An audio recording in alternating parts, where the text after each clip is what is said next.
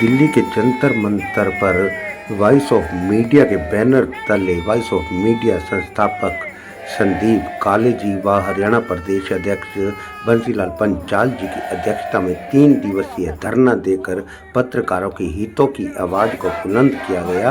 रक्षा मंत्री को ज्ञापन सौंपा गया। पत्रकारों के हितों की बात करें तो उनके हितों के बारे में 3 दिवसीय धरना दिया गया। देखें पूरी वीडियो, लाइक करें और ज़्यादा से ज़्यादा शेयर करें। एक ऐसी आग लगा दी, पहले से हम लोग आग में ही थे, लेकिन उन्होंने उसे और हवा दे दी। वैसे तो नवरात्रि आने को देर है, लेकिन ऐसा लगा कि आदि माया आदि शक्ति का ही रूप यहाँ आया और बस उन्होंने हमारे में जान फूंक दी। बहुत बहुत शुक्रिया। बहुत ही बढ़िया, बहुत ही बढ़िया। जीतेंगे जीतेंगे लड़ेंगे जीतेंगे जीतेंगे। बहुत ही बढ़िया, बहुत ही बढ़िया, बहुत ही बढ़िया, बहुत ही बढ़िया। सबसे पहले तो मैं काले जी का दिल से आभार व्यक्त करूंगा कि जिन्होंने आज जंतर मंतर पर पत्रकारों को, जो पत्रकार अपनी आवाज खुद नहीं उठा सकता, वैसे तो चौथा स्तंभ जरूर कहा जाता है। आंधियों में चिराग जला सकते हैं, मूर्तों को भी पत्रकार आवाज उठा सकते हैं। उनके आत्मा के चीखते हुए जिगर की आवाज नहीं सुनता कोई, वो अपनी आवाज नहीं उठा सकते। क्या बात है। आज शायद पत्रकारिता जगत में यह पहला चांस होगा जो पत्रकार जंतर मंतर पर पहुंचकर अपनी आवाज उठाने का काम कर रहे हैं, वो भी वॉइस ऑफ मीडिया, जो सिर्फ अपने भारत में नहीं विदेशों में भी जिनके संगठन बने हुए हैं, हर राज्य में संगठन बने हुए हैं। और आशा करते हैं अगर कोई राज्य ऐसा रह गया है जहां वॉइस ऑफ मीडिया का संगठन अब तक नहीं बना, तो जल्द ही वह भी, हम आशा करते हैं कि वहां भी संगठन होगा। और अब आह्वान करना चाहूँगा उन पत्रकारों से जो दबे रहते हैं, कुचले रहते हैं, समाज की आवाज़ उठाते हैं, मगर कहीं ना कहीं अगर कोई उनके घरों में जाकर उनके हालात देखे, हमने अपने मित्र के हालात देखे जो काफ़ी दयनीय हालात थे, जो अपने आप को एक उसके दिमाग में वहम था, हर पत्रकार के दिमाग में वहम होता है कि मैं बहुत बड़ा पत्रकार हूँ। शायद उस शख्स के दिमाग में भी वही वहम था कि मेरे जैसा पत्रकार नहीं, क्योंकि सीनियर पत्रकार था। अगर प्रिंट की बात करें, इलेक्ट्रॉनिक की बात करें, सब में वह कार्य कर चुका था। मगर जब उस पर विपदा आई तो उसके साथ ना तो कोई मंत्री खड़ा था, ना संघ खड़ा था, ना ही कोई संगठन खड़ा था। बहुत ही दुख हुआ उस समय देखकर। क्या हम पत्रकार हैं? एक सवाल सबसे बड़ा, क्या हम पत्रकार हैं? समाज आवाज उठाएंगे।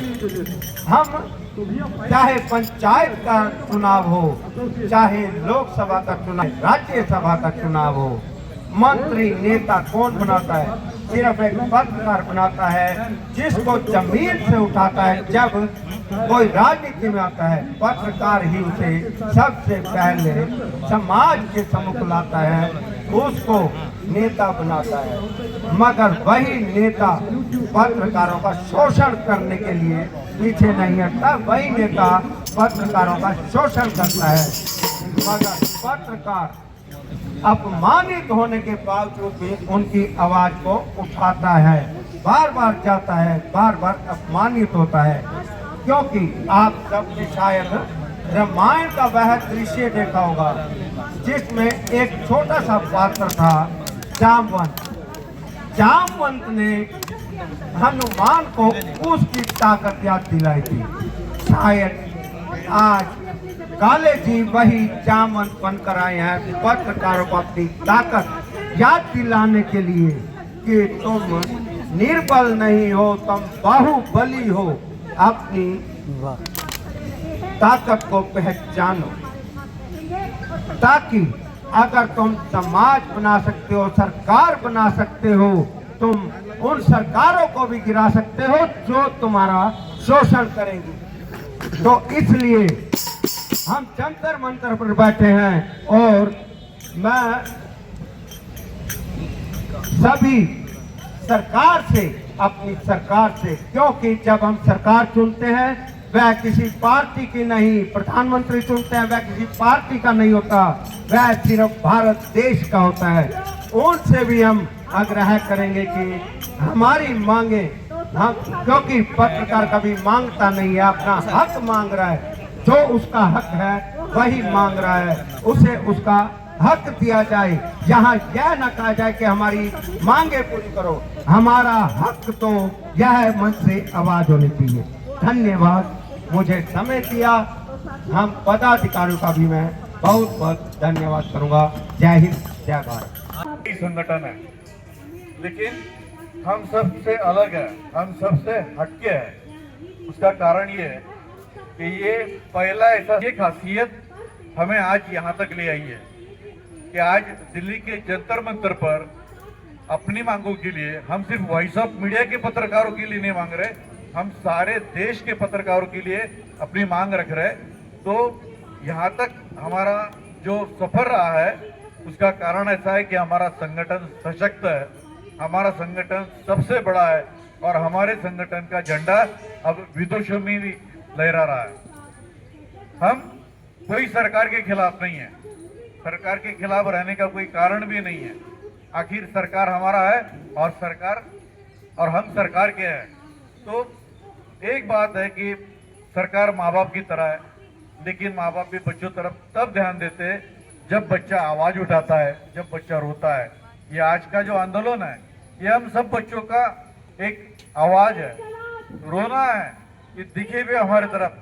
अब हमारे हाल बेहाल हो चुके हैं, अब तो हमारी ओर जरा ध्यान दीजिए। हम बड़े आशावादी है कि सरकार हमें जरूर सुनेगी, हमारी जो मांगे है उसके बारे में सहानुभूति से, अपनेपन से जरूर विचार करेगी। और एक बात कहता हूँ कि ये जो संगठन है, इस संगठन का जन्म महाराष्ट्र से हुआ है।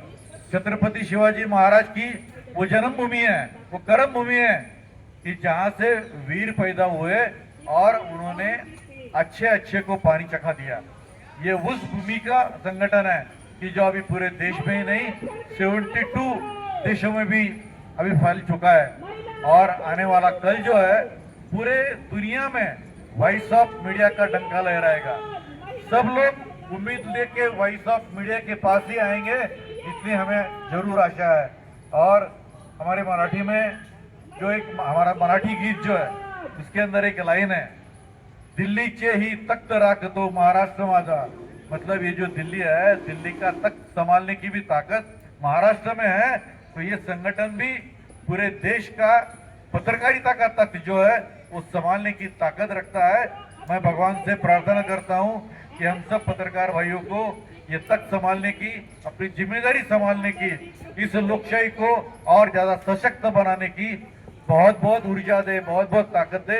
हमारा संगठन बरकरार रहे, हम सब एक रहे, हम सब नेक रहे।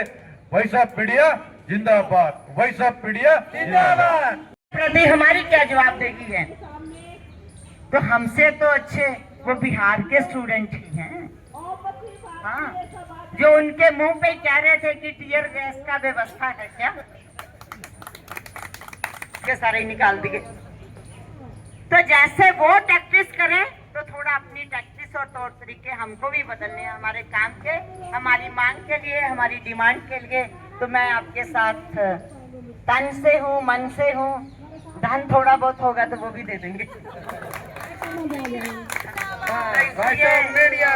आपकी ताकत को बढ़ाइए, सब राज्यों में संगठित कीजिए। सोशल मीडिया सच में अपने आप में बड़ी ताकत है, वरना ये सरकारें झुकती क्या। तो इसीलिए आप सोशल मीडिया का अपना जो भी हैंडल है आपका, उसमें डालिए कि आप सब जुड़िए हमारे साथ। तो देखिएगा कि आपकी ताकत कितनी बड़ी हो जाएगी। तो ये आंदोलन और ज्यादा बढ़ेगा, वो हर कोने से उठे, तो सरकारें दब झुकती हैं। हमने बहुत आंदोलन देखे अपनी लाइफ में। मैं तो 62 साल की हूँ और कितने साल जीना है मुझे मालूम नहीं है ना। तो कभी तो रेल की पटरियों की भाषा इनको समझ में आती है जब वहाँ गुजर आंदोलन होता है, कभी कोई और बड़ा CA/NRC का आंदोलन होता है तो तब कोविड शोविड आ जाता है। सच में था नहीं मालूम है, लेकिन मैं तो बिना पूरे कोविड के दौरान दोनों पीरियड में फर्स्ट फेज सेकंड फेज बिना मास्क के काम किया है, तो मुझे तो नहीं हुआ। तो इसलिए मैं कह सकती हूँ जो साथी गए कैसे गए दुनिया से बेचारे, कईयों को तो कंधा भी नसीब नहीं हुआ। उस तरह एक वो शर्मा था यंग लड़का, तो हमने देखा है हमारे नौजवान बच्चे बच्चियां गए हैं, पत्रकार गए हैं उस कोविड के दौरान। तो अपनी जीत को हासिल करना है तो एकजुट रहना है, याद रखना है। तो इसलिए अपनी एकता को याद रखिए, अपना संगठन बनाइए। मेरे जैसे और साथी लोग हैं जो इस तरह के मोमेंट में रहते हैं, वो आप लोगों का साथ आपको संगठित करने में देंगे। बहुत बहुत धन्यवाद। जय हिंद, इनकलाब जिंदाबाद।